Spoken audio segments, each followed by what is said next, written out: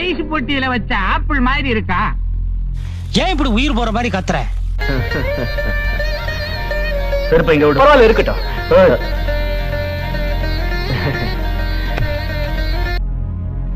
Hello, நானும் பிச்சைக்காரன் தான்.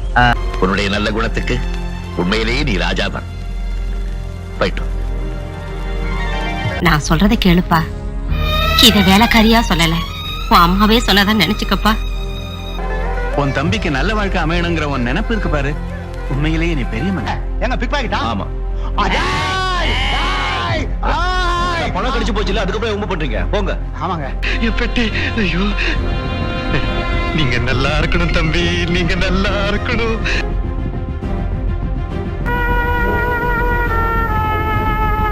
ஏண்டா பொறுக்கி பசங்களா, மனுஷன் எப்படியா கேவலப்படுத்துறது?